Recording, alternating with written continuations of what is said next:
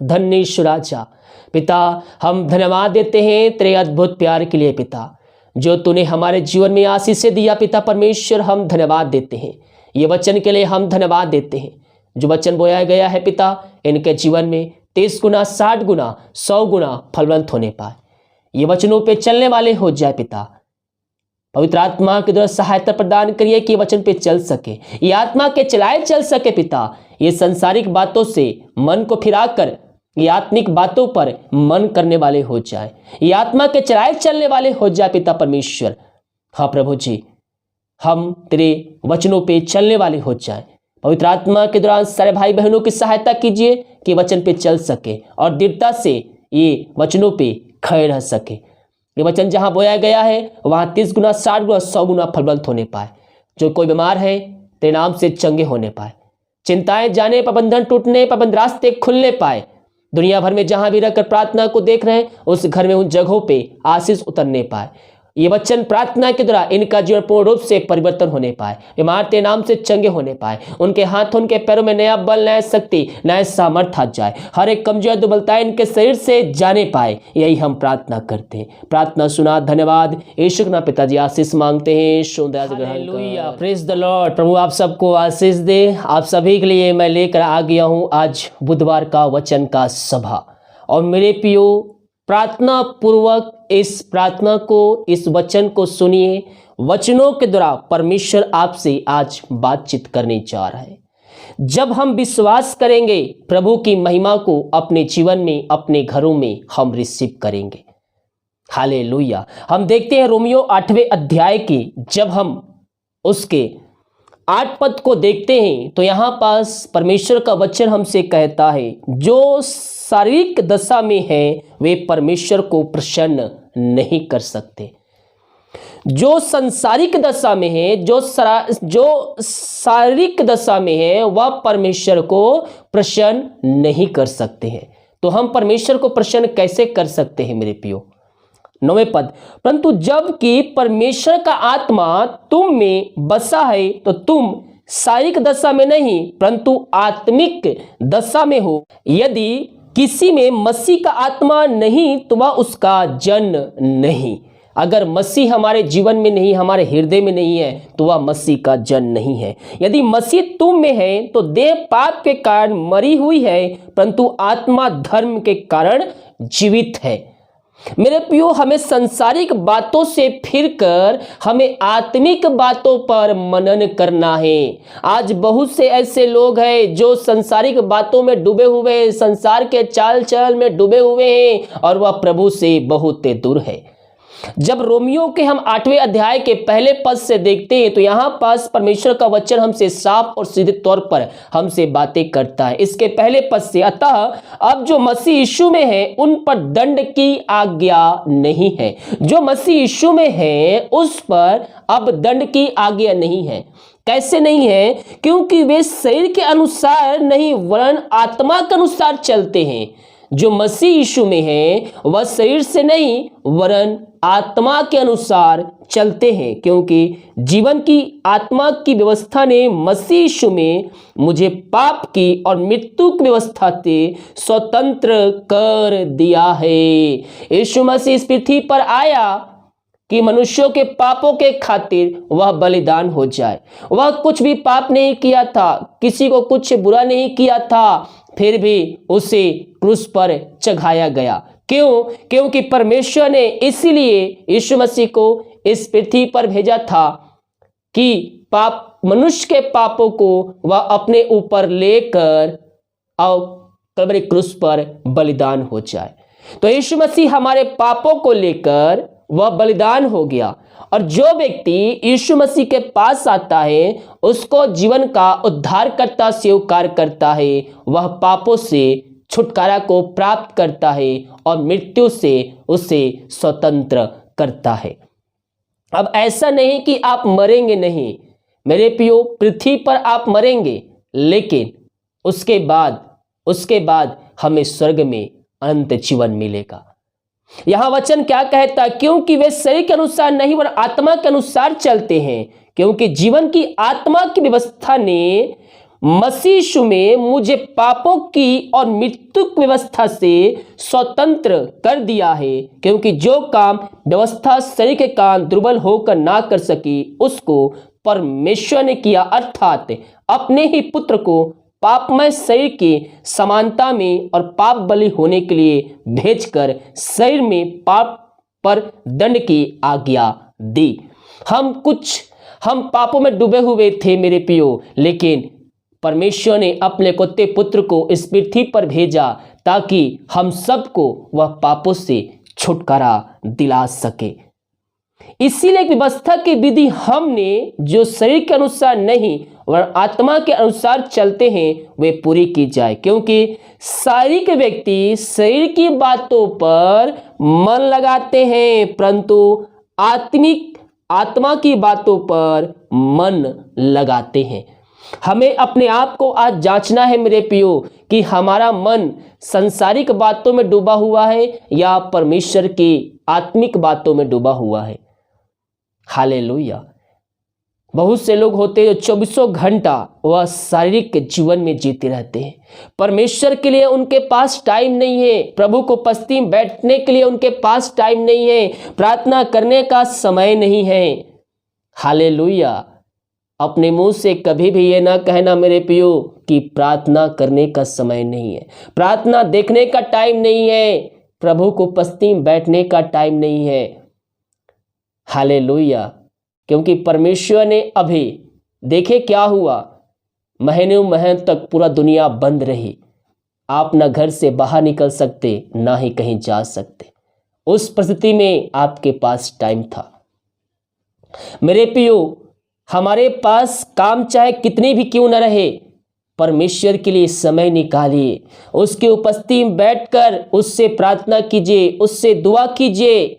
जब हम आत्मिक बातों पर मन लगाएंगे तो हम आशीष को प्राप्त करेंगे। बहुत से लोग कहते हैं पास्टर जी मेरे को टाइम नहीं रहता है 10 मिनट प्रार्थना देखने। मेरे प्रियो, वीडियो 10 से 15 मिनट का होता है, आप उसको प्रार्थना पूर्वक देखिए, बिना स्क्रिप्ट किए हुए वचनों को ध्यान से सुनिए। यहाँ तक एक डायरी लीजिए, पेन लीजिए, जो वचन देखते हैं जो मैं बोलता हूँ, जैसे कि रोमियो 8वें अध्याय के पहले पद, 9 पद, 8 पद, उसको लिख के रखिए। रोमियो 8 के 4 पद, रोमियो 5 के 9 पद। इस प्रकार से जब बोलता हूँ शब्दों को, उन वचनों को बोल के रखिए, लिख के रखिए, आगे आपके काम आएगा। हालेलुया। आज का सब्जेक्ट जो पवित्र आत्मा के द्वारा जीवन, जब हम पवित्र आत्मा को अपने जीवन में लाएंगे मेरे प्रियो, वो हमें यीशु मसीह के वचनों पे चलने के लिए सहायता करेगा। हालेलुया। मेरे प्रियो, जब हम आत्मिक बातों पर मनन करेंगे तो हम प्रभु की आशीष प्राप्त करेंगे। सांसारिक बातों से हमें निकलकर हमें प्रभु के बातों पर मनन करना है। हमें फालतू वीडियो मैसेज शेयर करने के बजाय हमें प्रभु के वचन, उसकी प्रार्थना को शेयर करना है। आज भी अधिकतर ऐसे मेरे पास मैसेज आते हैं जो फालतू होते हैं, उसको देखकर ना ही किसी को आशीष प्राप्त होगा ना ही कुछ होगा। लेकिन प्रार्थना और वचन का वीडियो शेयर करने के लिए बोलिए, वो नहीं शेयर करेंगे, लेकिन फालतू मैसेज हर रोज वह भेजेंगे। हालेलुया। आप तो नरक के लायक बन रहे हैं, दूसरों को भी नरक के लायक बना रहे हैं। और शैतान यही चाहता है कि आप परमेश्वर की बातों से अलग रहें, उसके बातों से दूर रहें और परमेश्वर के कार्य आप ना करें। जब बोलता हूं प्रार्थना को भेजिए, वचन को दूसरों को शेयर कीजिए। जब आप शेयर करेंगे दूसरे लोग आशीष प्राप्त करेंगे, दूसरे लोग यीशु मसीह को जानेंगे और वह यीशु मसीह के पास आकर अपने जीवन का उद्धारकर्ता स्वीकार करेंगे। मैं धन्यवाद देता हूं सारे भाई बहनों के लिए जो वचन को शेयर करते, प्रार्थना के वीडियो को शेयर करते हैं और उनके द्वारा बहुत से लोग यीशु मसीह को जानते हैं। जब वो फेसबुक में शेयर करते हैं, व्हाट्सएप ग्रुप में शेयर करते हैं, लोग देखते हैं और मेरे पास मेरे प्रियो हर रोज 30 से 40 लोगों का मैसेज आता है कि मैं दुखों में था, संकटों में था, कष्टों में था और या आपका वीडियो देखा और मुझे शांति मिली, मुझको अच्छा लगा, मैं और यीशु मसीह के बारे में जानना चाहता हूँ। और कितने शेयर करते होंगे जो मेरे पास कांटेक्ट नहीं कर पाते होंगे।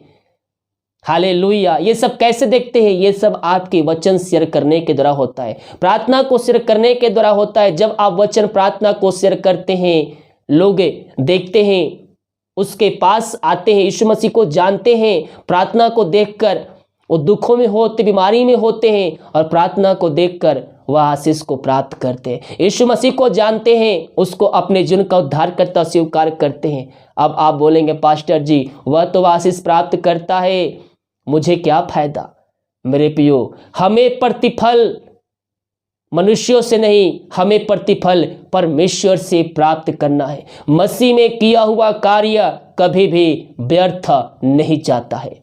हालेलुया। इसलिए आप फल की चिंता ना करें, वो हमें देने के लिए तैयार है। हमें अपना काम ईमानदारी से करना है। यहां वचन कहता है रोमियो 8वें अध्याय के 5 पद, क्योंकि शारीरिक व्यक्ति शरीर की बातों पर मन लगाते हैं, परंतु आत्मिक व्यक्ति आत्मा की बातों पर मन लगाते हैं। शरीर पर मन लगाना तो मृत्यु है, परंतु आत्मा पर मन लगाना जीवन और शांति है। शरीर पर मन लगाएंगे आपको मृत्यु मिलेगा, लेकिन जब आप आत्मिक बातों पर, आत्मा की बातों पर मन लगाएंगे तो जीवन और शांति है। कैसे? जब आप आत्मिक बातों पर मन लगाएंगे आपको अंत जीवन मिलेगा। वहां जीवन है, वहां शांति है। यीशु मसीह के साथ हम घूमेंगे और फिरेंगे, साथ में हम पृथ्वी पर भी हम आशीष को प्राप्त करेंगे, हम शांति को पाएंगे, क्योंकि उसके पास शांति है। वह शांति का राजकुमार है। वो हमारी शांति के लिए ताड़ना सहा, उसके ताड़ना सहने के द्वारा हमारे जीवन में शांति आ चुका है। यहाँ वचन क्या कहता है देखिए, क्योंकि शरीर पर मन लगाना तो परमेश्वर से बैर रखना है, क्योंकि ना तो परमेश्वर व्यवस्था के अधीन है और ना हो सकता है, और जो शारीरिक दशा में है वे परमेश्वर को प्रसन्न नहीं कर सकते। परमेश्वर को प्रसन्न कब करेंगे? जब आप आत्मिक बातों के धुन में रहेंगे, आत्मिक बातों के आप मनन करेंगे, तब आप परमेश्वर को प्रसन्न कर सकते हैं। हालेलुया। आप गाड़ी चला रहे हैं, आप जाते हैं कहीं भी सफ़र करते हैं, ट्रेन में जाते हैं, बस में जाते हैं, ऑटो में बैठ के जाते हैं, तो हेडफोन लगाकर हिंदी गाना सुनते जाते हैं, उससे आशीष नहीं मिलेगा। अगर मसीह गाना हम हेडफोन लगा के सुनते जाएंगे तो हमें आशीष मिलेगा। समय समय पर वो गाना आपके मुंह से निकलेगा और उसके द्वारा आशीष को आप प्राप्त करेंगे। हालेलुया। जब हिंदी गाना सुन रहे हैं सब क्या है? वह सब संसारिक बातों पर मन लगाना है। हालेलुया। यीशु का गाना नहीं है, डाउनलोड कर लीजिए, नहीं है तो व्हाट्सएप में मैसेज कीजिए, मैं आपको भेजूंगा। अपने मोबाइल में रखिए, कहीं आप सफ़र पे जा रहे हैं, गाड़ी पे जा रहे हैं, हिंदी गाना को डिलीट कीजिए और यीशु की बातों पर मन लगाइए और यीशु की बातों पर चलिए, उसके आत्मिक बातों पर मन कीजिए। खाली समयों में उसके गीत को सुनिए, प्रभु आपको इसमें आशीष देगा, अपनी आत्मा की सामर्थ्य से आपको परिपूर्ण करेगा। ओ रीबा सिखा रबा। क्योंकि संसारिक बातों पर मन लगाने वाले व्यक्ति परमेश्वर को कभी भी प्रसन्न नहीं कर सकते हैं। 9 पद, परंतु जबकि परमेश्वर का आत्मा तुम पर बसता है तो तुम शारीरिक दशा में नहीं परंतु आत्मिक दशा में हो। यदि किसी में मसीह का आत्मा नहीं तो वह उसका जन नहीं। यदि मसीह तुम में है तो देह पाप के कारण मरी हुई है, परंतु आत्मा धर्म के कारण जीवित है। 11, यदि उसी का आत्मा जिसने यीशु को मरे हुओं में से जिलाया तुम में बसता है, तो जिसने मसीह को मरे हुए में जिलाया है वह तुम्हारे नश्वर देहों को भी अपनी आत्मा के द्वारा जो तुम में बसा हुआ है जिलाएगा। जिस आत्मा ने यीशु मसीह को जिलाया वही आत्मा हमें भी जिलाएगा। हालेलुया।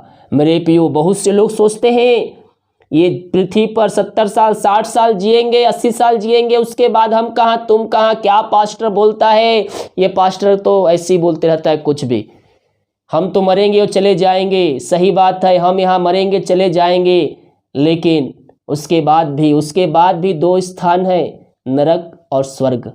हमें अपने आप को जांचना है। जो कुछ हम इस पृथ्वी पर करेंगे उसी का प्रतिफल हम पाएंगे। अच्छा कार्य कर रहेंगे, परमेश्वर के वचन पे चलेंगे, उसकी आज्ञाओं को पालन करेंगे, आत्मिक बातों को मन लगाएंगे तो हमारे लिए स्वर्ग रखा है, अन्यथा नरक के कुंड में ही डाले जाएंगे। यहाँ कहता है उसी का आत्मा जिसने यीशु को मरे हुए में जिलाया तुम में बसता है, तो जिसने मसीह को मरे हुए में जिलाया है वह तुम्हारी देहों को भी अपने आत्मा जो तुम में बसा हुआ है जिलाएगा। इसलिए हे भाइयों, हम शरीर के कर्जदार नहीं रहे कि शरीर के अनुसार दिन काटे, क्योंकि तुम शरीर के अनुसार दिन काटोगे तो मरोगे। शरीर के दिन अनुसार काटोगे तो मरोगे, यदि आत्मा से देह की क्रियाओं को मारोगे तो जीवित रहोगे।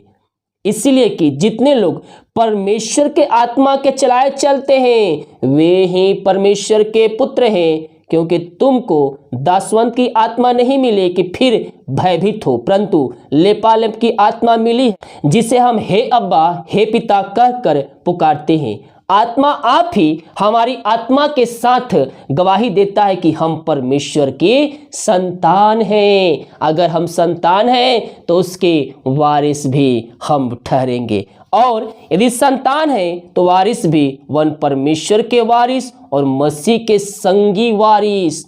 पाप रे पाप, परमेश्वर के वचनों पे चलने के लिए, आत्मा के द्वारा चलाए चलने के लिए हमें कितनी बड़ी आशीष मिल रही है। मेरे प्रियो, रोमियो 8वें अध्याय के 16वें पद को जब आप पढ़ेंगे परमेश्वर आपसे बातें करेगा और आप खुद अपने आप आत्मिक बातों पर मनन करना शुरू कर देंगे। यहाँ वचन कहता है आत्मा आप ही हमारे आत्मा के साथ गवाही देता है कि हम परमेश्वर की संतान है। किसके संतान है? परमेश्वर की संतान है। और यदि संतान है तो वारिस भी है। इससे बढ़कर वन परमेश्वर के वारिस और मसीह के संग वारिस हैं। यदि कि जब हम उसके साथ दुख उठाएं तो उसके साथ महिमा भी हम पाएंगे। अगर हम पृथ्वी पर यीशु मसीह के वचनों पर चलते हुए अगर हम दुख उठा रहे हैं तो हम महिमा को भी हम प्राप्त करेंगे। इसलिए मेरे प्रियो, हम उसके वचनों पे चलने वाले हो जाएं, उसको हम अपने जीवन का उद्धारकर्ता स्वीकार करने वाले हो जाएं। और जीवितों का परमेश्वर है, प्रार्थना का उत्तर देने वाला परमेश्वर है, और सब कुछ करके देने जा रहा है। मेरे प्रियो, आज से आत्मा के चलाए चलिए, प्रभु के वचनों पे चलिए, वो आपको अपनी आत्मा से भरपूर करेगा। परमेश्वर इन वचनों के द्वारा आप सबको आशीष दे। आइए हम प्रार्थना की ओर चलते हैं। धन्य ईश्वर राजा पिता, हम धन्यवाद देते हैं तेरे अद्भुत प्यार के लिए पिता, जो तूने हमारे जीवन में आशीष दिया पिता परमेश्वर। हम धन्यवाद देते हैं, ये वचन के लिए हम धन्यवाद देते हैं। जो वचन बोया गया है पिता, इनके जीवन में 30 गुना 60 गुना 100 गुना फलवंत होने पाए। ये वचनों पे चलने वाले हो जाए पिता। पवित्र आत्मा के द्वारा सहायता प्रदान करिए कि वचन पे चल सके, ये आत्मा के चलाए चल सके पिता। ये संसारिक बातों से मन को फिराकर ये आत्मिक बातों पर मन करने वाले हो जाए, ये आत्मा के चलाए चलने वाले हो जाए पिता परमेश्वर। हाँ प्रभु जी, हम तेरे वचनों पे चलने वाले हो जाए। पवित्र आत्मा के दौरान सारे भाई बहनों की सहायता कीजिए कि वचन पे चल सके और दृढ़ता से ये वचनों पे खड़े रह सके। ये वचन जहाँ बोया गया है वहाँ 30 गुना 60 गुना 100 गुना फलवंत होने पाए। जो कोई बीमार है तेरे नाम से चंगे होने पाए, चिंताएं जाने पर, बंधन टूटने पर, बंद रास्ते खुलने पाए। दुनिया भर में जहां भी रहकर प्रार्थना को देख रहे हैं उस घर में उन जगहों पे आशीष उतरने पाए। ये वचन प्रार्थना के द्वारा इनका जीवन पूर्ण रूप से परिवर्तन होने पाए, बीमार तेरे नाम से चंगे होने पाए, उनके हाथों उनके पैरों में नया बल, नया शक्ति, नया सामर्थ्य आ जाए, हर एक कमजोर दुर्बलता इनके शरीर से जाने पाए। यही हम प्रार्थना करते हैं। प्रार्थना सुना, धन्यवाद। यीशु के नाम पिताजी आशीष मांगते हैं, शुद्ध ग्रहण कर। आमीन आमीन और आमीन। हालेलुया। वीडियो को लाइक कमेंट शेयर कीजिए ताकि और भाई बहन लोग यीशु मसीह को जान सके। God bless you.